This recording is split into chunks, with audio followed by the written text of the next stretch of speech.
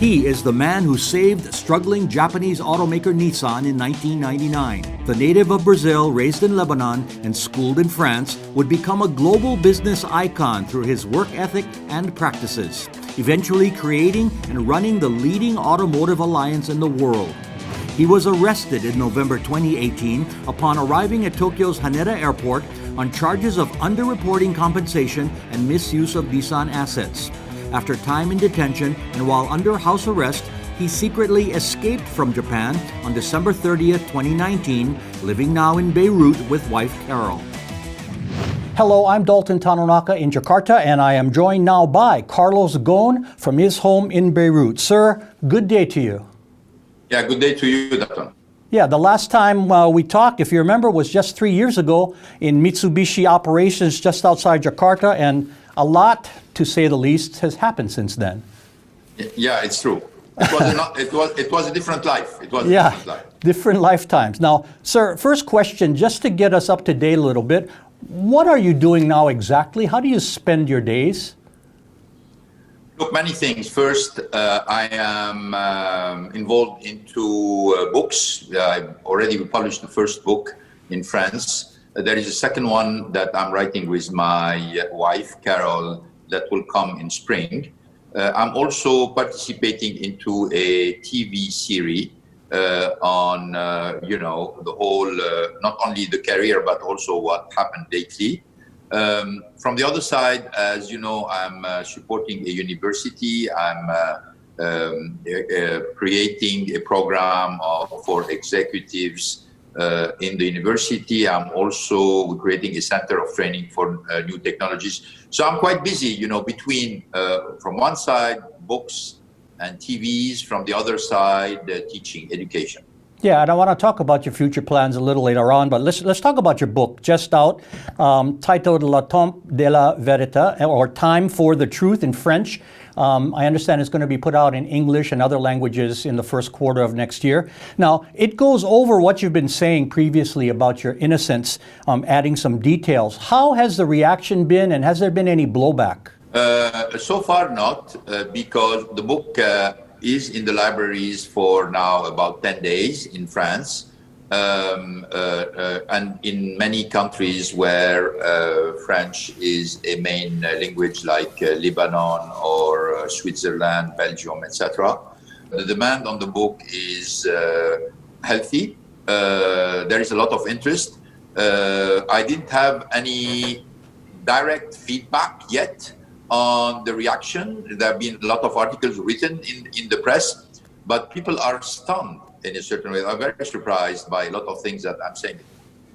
What is your legal status at the moment, sir, in Japan and abroad? Well, in Japan, there is a civil case, Nissan against me and me against Nissan.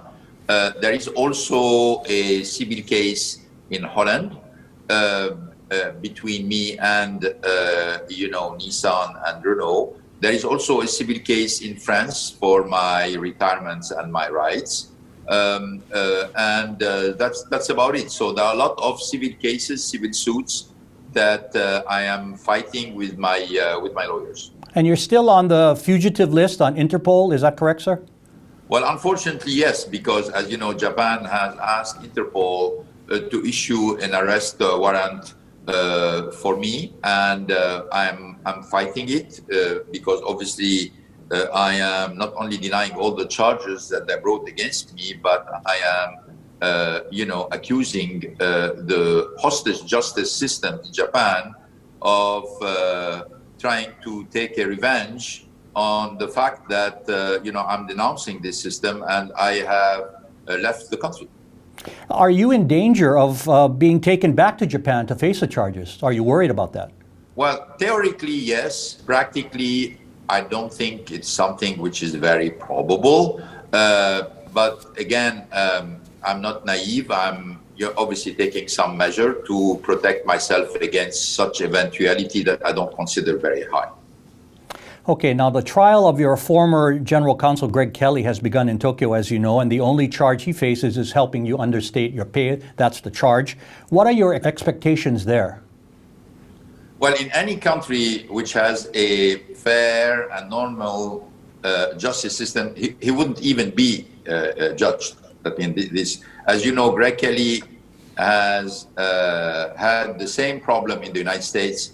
He signed an agreement with the SEC in the United States where he paid, I understand, a fine of $100,000, and then everything is dropped. Okay.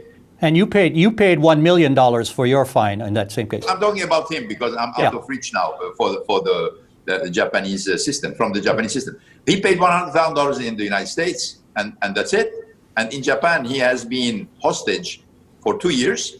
He's going for a trial that's going to last at least 1 year, which is going to cost him a fortune. And then he may end up being guilty. And if he is found guilty, he incur up to 10 years in prison.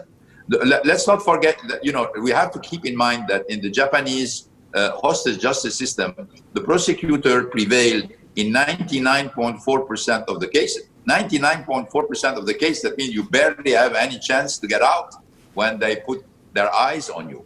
So, and I'm denouncing this system, not only because Greg today is hostage of the system, but there are tens of thousands of people in Japan who's going through this system, which is frankly, in a certain way, a stain on Japan, because Japan doesn't deserve to have such an antiquated and brutal hostage justice system. Sir, the charges against you have been discussed, and you've discussed this many times. Basically, you know, I've talked to friends in the financial industry in Japan, and they say what you're accused of is a common practice, back-ending certain compensation. Would you agree that it's more an internal thing than something that should have been prosecuted? Without any doubt. That, you know, I've said it from the beginning. That means the main purpose here is not after non-declaration of a compensation. This is about unraveling the convergence between Renault Nissan and cutting the influence that the French state, which prevailed in Renault Nissan. That's the thing about it. I just regret the fact that this was not put on the table, and we would have found an amicable agreement if they were really against this convergence, which was in the interest of all the companies. Unfortunately, they decided to go in another route because their hostage justice system allowed them to do what they've done. And in a certain way, they prevailed, because today the autonomy of Nissan is obvious, but this has been done on detriment of the collapse of the performance of Nissan, the collapse of the performance of Renault, the collapse of the performance of Mitsubishi. When I was with you 3 years ago, I was celebrating the recovery of Mitsubishi. When I decided to buy 34% of Mitsubishi, of stake in Mitsubishi in 2016, it was to help Mitsubishi get out of the problem that they had with the scandal, that they were facing. And we started a V-shaped recovery which lasted in 2017, in 2018, in terms of growth of sales, in terms of investments, and in terms of profit. The whole thing is down now. When you look at the results of the three companies, it's pitiful.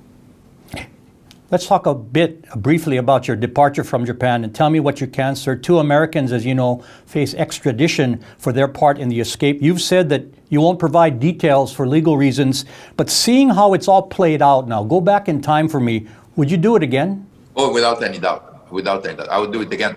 I would do it again because I don't think, you know, anybody in a situation like me would have had any chance, any single chance to face justice in Japan. That means the system is rigged. From the beginning, they were looking for how to build the strongest case against me and put me out, not only destroying my reputation, because you can understand that after 17 years of very positive, you know, press coverage, books, analysis, studies, all of a sudden you're going to explain to the Japanese public, oh, this guy, you know, was a dictator. He was a greedy dictator, which is the description that they have done. People would not understand. I mean, you're discovering after 17 years of him leading one of the major Japanese company, all these attributes that you didn't suspect before, it was not credible. So they went for this character assassination campaign, and it was obvious that because the case had so much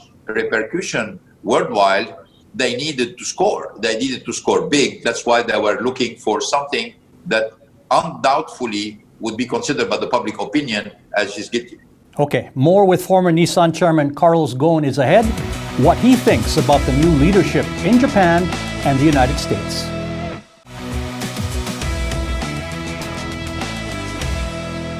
This is a special conversation with Carlos Ghosn in Beirut. I'm Dalton Tanonaka. Mr. Ghosn, I'm sure you've been following the election turmoil in the United States. How do you view what's going on regarding what is a messy transition of power from Donald Trump to Joe Biden? I think at the end of the day, you know, the U.S. has a long democratic tradition, so I'm not very worried. It may be hectic, but it's going to end up going well. And I think we're going to face a probably very experimented team around the new president-elect coming from past democratic administration. So frankly, I'm not worried about it. We obviously, there are choppy waters on the short term, but I think in January, this administration will start running. Okay, let's switch now to Japan. Yoshihide Suga has been prime minister only since September, ever since Shinzo Abe stepped down for health reasons. Now, you say in your book that one of your enemies on the Nissan board was close to Suga-san, so I'm certain you have no affection or hopes for justice from the new government. Well, I think I don't think there is any chance of justice in Japan as long as they keep the hostage justice system. The term hostage justice system is not coming from me. It's coming from the United Nations, which has been warning Japan many times in the past about the fact that they need to make changes into their system. Because, you know, the system is rigged. And why it's rigged? Japan keeps signing a lot of international treaties where they commit to respect human rights. And because they signed these treaties, they have access to a lot of, trade deals. But if they don't respect the treaties, they shouldn't be in the trade deals. So in a certain way, you can be in a situation where you do not respect human rights, but at the same time, you want to take the advantage of signing agreement on human rights. I consider for somebody like me who loves Japan, loves the Japanese people, I have dedicated 17 years in my life working for a large company in Japan, defending the interests in Japan, talking about investment in Japan. We consider that this is a stain. This is part of the dark side of Japan. And if we don't talk about it, nothing's going to change. I've been stunned by what happened to me, obviously. But if I knew that somebody else was going through this, I would never have gone to Japan. Never have gone to Japan, knowing that the prosecutor, if they put their eyes on you, that in 99.4% of the case, they prevail. That means you are playing your future with the dice, with the pair of dice. This is incredible. And that's why I think many foreigners going to Japan need to really be conscious of this. Now, after this, if they know it and they go to Japan, that's fine. But you can go to Japan not knowing that. Briefly, Japan overall, where it's heading. You know, we got a declining population. They raised their consumption tax. We're middle of a pandemic. Where do you see Japan overall heading? Well, I think, as you know, I think Japan is a very powerful country. They have a lot of human resources, which are excellent. Japan has a lot of potential. I'm not going to change my opinion from what I've been saying for many years. But I think Japan needs to address some of the stains it has, because this is the only way you can progress. If you don't look at your weaknesses and correct them, there is no way you're going to have a better future. And unfortunately, today, the administration is not looking at it. You know, we heard statements like, we need to make some changes to our legal system. It has nothing to do with the Carlos Ghosn story. I mean, denying obvious facts that the whole thing was corrupt from the beginning. They should just say, okay, we're sorry, we made a mistake, we're going to compensate, we're going to correct, and we're going to turn the page because we are a strong country, we are a great people, we don't care about some of the weaknesses, we're going to correct that, and we're going to move ahead. The fact that they are denying the obvious is not a good sign for the future of Japan. Okay, let's talk a little bit about business in particular, the auto industry, your expertise, of course. You know, it's hard to gauge its health because of the raging coronavirus pandemic. Nissan in particular has seen its fortunes roll down, and that was even before COVID-19. Yeah, well, let me tell you, that means, unfortunately, it's not only Nissan, it's Nissan, Mitsubishi, and Renault, the three of them. They were derailed. They derailed before even COVID-19. COVID-19 came way after. And how do you see that? Because obviously the decrease of the elimination of profits, the losses that they are doing, much bigger and wider than what most of the industry is doing. Now, about the industry is going through a tough period now. It reminds me what we have been through after the financial crisis in 2008, 2009. But the industry will prevail because obviously, as you know, mobility is one of the basic needs in human life. And mobility is not going to disappear. On the contrary, it's going to continue to increase, particularly individual mobility, autonomous mobility. So where this industry is heading is very clear. More electric cars, more autonomous cars, more software. The car is going to become a place where you can do many things. Not everybody's going to prevail because now it's a time for vision. It's a time for bold bets on technology, for making grounded choices, and the companies which don't have this kind of leadership are just going to disappear. They're going to go to the cemetery of the car industry. For me, the winners are clear. I'm seeing clearly some people going into this direction. Unfortunately, my previous company are not heading into this direction. Well, let's talk about electric cars. You mentioned that. You've been bullish on electric cars, seeing the need long before others, maybe you and Elon Musk. What is your projection for serious consumer penetration? Oh, that means without any doubt that the percentage of electric car in the world will continue growing. This is the technology which is going to become, in my opinion, slowly but surely the dominant technology in the car industry for the next 10 to 20 years. Hydrogen may become an option, but it's not for the moment. It's still too expensive, still difficult to put in action and in execution. So you can expect more and more electricity or pure electric car or hybrid or heavily hybrid car. And there is another also direction, which is the autonomy of the car. That means more autonomous car with a lot of functionality which are being taken care of directly by the car without your intervention. One last question in this segment about the regional industry. As you know, and why we met, Nissan builds cars here in Indonesia, Thailand, and other ASEAN countries. Nissan just announced it's ending Datsun production, which is the first time we met when you announced the Datsun rollout here. What's your forecast for regional production? No, in general, I think the regional production is going to increase for a very simple reason. Is, as you know, the level of motorization in Indonesia and in the southeast of Asia is very low. And this is going to only go up. But that doesn't mean that it's going to increase for all car companies. Again, I think the mediocre management is going to lead to mediocre results. And unfortunately, that's what we are seeing today. And in Indonesia, you have the presence of Nissan and Mitsubishi, and I'm not very optimistic about their prospect because of the mediocre management. As you know, whenever you have mediocre management, the people who pay the consequence of mediocre management are the workers. These are the first victims of mediocre management. But I think Indonesia as a car market has a lot of potential. I've been saying this, we have been investing in Indonesia many times, but it requires also skillful management. It requires a certain vision. It requires adaptation of the product to the needs of the Indonesian market. And not a lot of companies are doing that. But those who are going to do that will prevail. Okay, more conversation with Carlos Ghosn is ahead. Future plans for the business leader and his affinity for his former home of nearly 20 years.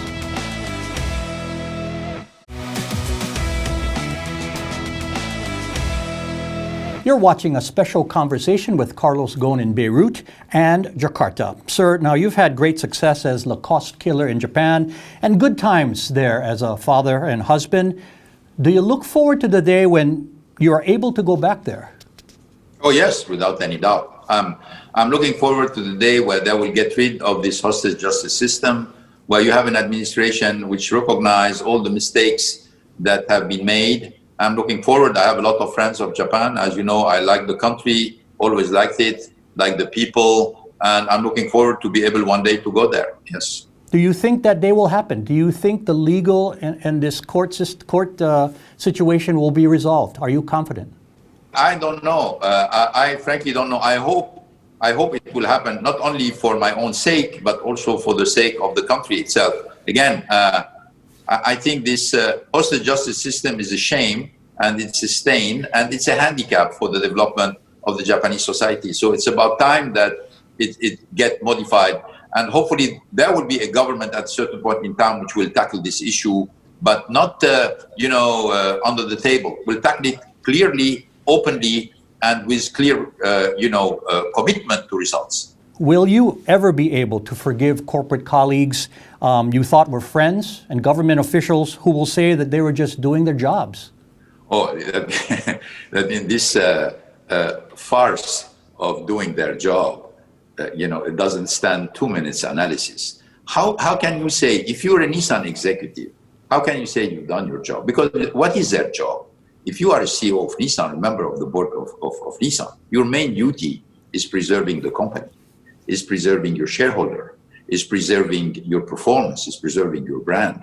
Everything they have done show a complete disdain and the complete ignorance of the interest of the company, of the interest of the brand, and of the reputation of the company. And look at the results. That means they lost more than 65% of their market value, even before the COVID started. They are losing money. Their cash flow is negative. The brand is tainted. How can you say that they are doing their job? If they're doing their job, they're not in the right job, because their job is to protect the company, to protect the value of the shareholder. Now, when it comes to government, also that the Prime Minister Abe said clearly, I wish this story would have been solved into a boardroom of Nissan. He said it. He said it in front of the public, which is quite a clear admission of the fact that they messed up from the beginning. This was not a story for the legal system. This was a story to be held into the boardroom. Unfortunately, he had a bunch of prosecutors who want to become famous, and they say, well, you know what? This is a famous guy. Let's go and take a hit at him and show how strong we are. And the disaster, the industrial disaster which followed, is just a consequence of their action.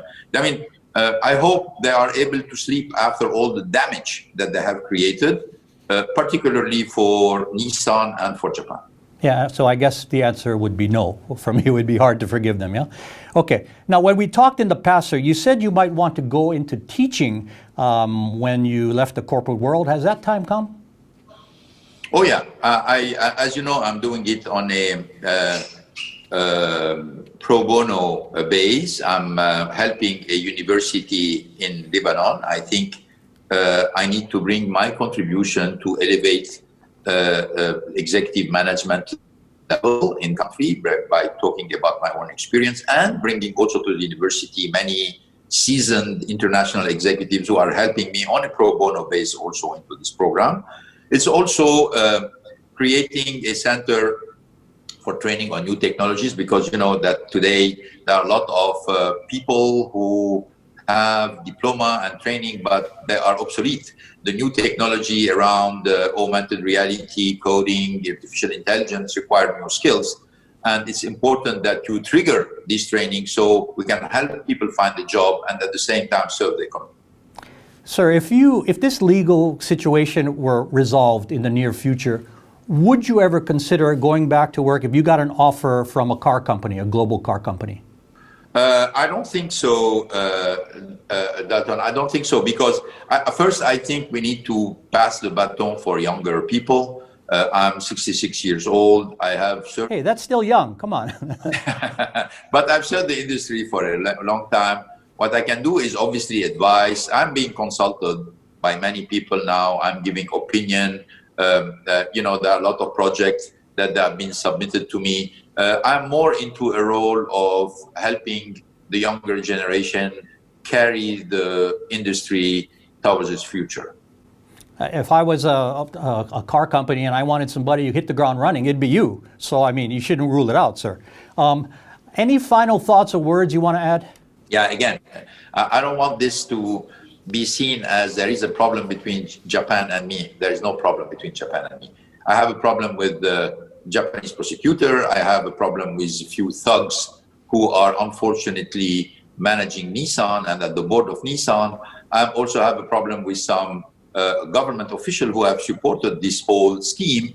and they are hiding when they see the result. If this thing, you know, at the end of the day, if I was sacrificed for a good reason, where at the end of the day you see that the company is flourishing and you have very good results, and, well, I would understand that. But when I see the disaster, I'm just sorry about you know, my ex-company, and I'm sorry also for the country that I continue to cherish as a country, and the people that I continue to cherish, because let's not forget, I still have a lot of friends there.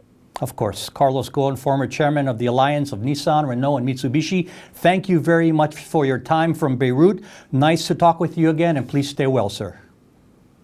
Thank you. I'm Dalton Tanonaka in Jakarta. Thank you very much for watching.